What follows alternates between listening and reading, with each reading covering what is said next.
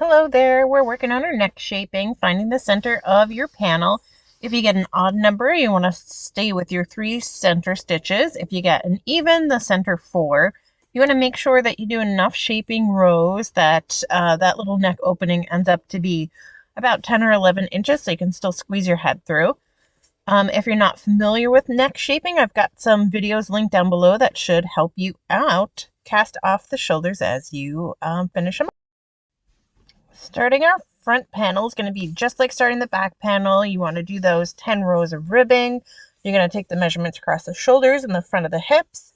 And the only thing that's going to be different is as you work up those black rows, you want to stop maybe about 15 rows up and start working on the color chart. I'll have links for the color charts down below for you. And then you just work that up and then a few more rows of black.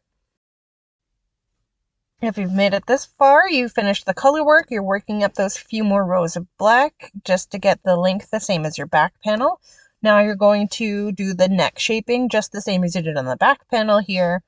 Same idea, you're just making sure that you've got enough of an opening in the neck to get your head through, and then a few more rows for the shoulders and casting them off on either side. Again, there will be links for some neck shaping videos below if you need them. Okay, we've got our front and back panels finished. We're going to place them together facing right sides toward each other. Sewing up at the shoulders to connect them, weaving in any ends, double checking that neck opening, and then we're going to connect some white yarn there and just do 10 rows of 1 by 1 ribbing to complete the neck part there. Again, weaving in any ends after that. You'll have a couple new ones there.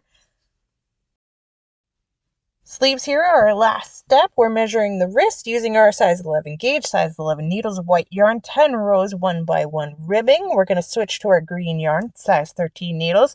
We're working 8 rows of green to 2 rows of white as we go up until we reach the length where it hits about our armpit. Every other green row will increase till also we've reached the size of the widest part of our arm.